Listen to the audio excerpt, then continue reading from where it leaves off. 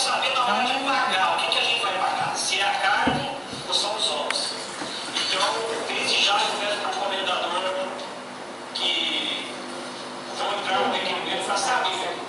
Então, e também há dias que estão entregando ovos nas escolas. É uma mistura, claro que é uma mistura, mas eu quero saber na hora de pagar, o que a gente vai pagar? Se é a carne ou são os ovos? Então, desde já eu peço para o comendador que vou entrar no requerimento para saber. Então, a empresa está fornecendo ovo. Então, que seja pago ovo. Porque se a nota fiscal tiver lá carne, aí vai ficar ruim. Tá? Os alunos estão tão acostumados em ovo, quando começa aquela musiquinha foi bonito, foi, tá? já pensa que é o fornecedor de ovo das escolas. Tá? Tem 40 ovos desenhados. Então, eu peço que o secretário tome atitude e que possa resolver essa situação. O Jornal Agora é Sério, corre com nós ou corre de nós. Estou aqui diante da nutricionista de Juquitiba, a senhora Juliene Gregorini. Juliene, bom dia, tudo bem? Tudo bem, bom dia. Juliene, a respeito da merenda escolar, qual é a situação hoje da merenda escolar? Olha, a merenda escolar, desde que eu estou na gestão da merenda há 9 anos, a gente sempre mantém o padrão preconizado pelo FNDE. Nunca faltou nenhum nutriente para as crianças, nunca faltou nada. Tá? Então, essas declarações de possíveis faltas, o que acontece às vezes e não chega a prejudicar a nutrição, são atrasos de entrega dos fornecedores. Quando isso acontece, nós notificamos eles devidamente, como acontece em qualquer setor de qualquer local que não precisa nem ser público. Né? Às vezes você chega num restaurante e não tem um item do cardápio e você não pode comer aquilo. Então, isso são coisas acontecem no dia a dia de qualquer local. As crianças estão perdendo algum valor nutricional? Não, de maneira alguma, não tem perda nutricional nenhuma. Muito pelo contrário, porque se for pelo fato do que o vereador disse em relação à carne, não que não tenha carne na escola, né? Como você não é a primeira vez que está me entrevistando sobre isso, eu já dei uma declaração sobre a carne. A gente mantém porque é um hábito cultural muito forte, mas ela é uma proteína, uma das que mais causam malefícios à saúde.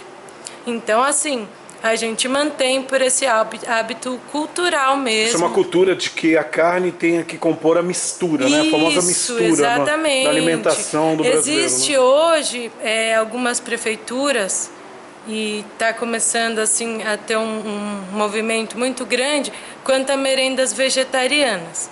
Essa é uma tendência sobre sustentabilidade. Se qualquer cidadão for pesquisar o que se gasta para produzir 1 quilo de carne, ninguém comeria carne. Está tendo excesso de ovo na mistura do cardápio das crianças? As declarações do vereador China é que está tendo muito ovo na mistura das crianças. Está tendo um excesso aí de albumina, né? Porque o ovo é albumina, né?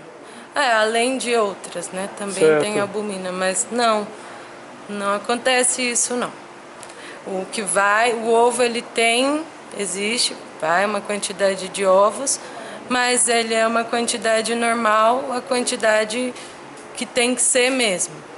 Quanto a isso, não... Então tá tudo ok a merenda? Os pais e os vereadores não precisam se preocupar em relação à merenda? Não, muito pelo contrário. Eu acho que é super válido todo mundo participar, todo mundo saber, mas que participe mesmo junto, sabendo, junto com os profissionais que estão trabalhando, porque em relação a isso eu vejo que é muita política que acontece, né? Quando a gente fala vereadores, prefeitos, claro, com todo respeito a esses políticos, eu acho que eles têm que fazer o papel deles, mas junto a um setor técnico que tem um profissional trabalhando, eu acho que eles têm que vir juntos, saber o que acontece, porque a gente tem toda uma preocupação em fazer um trabalho bem feito para alimentar melhor essas crianças, para no futuro elas serem melhores do que nós, terem um aproveitamento melhor do que nós tivemos, porque a gente não pode ir atrás do mito. Para isso que hoje existe um profissional nutricionista na merenda escolar, porque antigamente era tudo jogado como dita a mídia. Então, hoje, assim, a mídia pode até dizer que carne é bom, que carne é legal, é melhor. Mas hoje tem um profissional ali para Mas se existe esse profissional, é assim, os recursos oscilam, a gente trabalha, assim, com, às vezes, diferenças de produtos aí em relação a custos. Isso acontece na casa de todo brasileiro hoje, a gente sabe.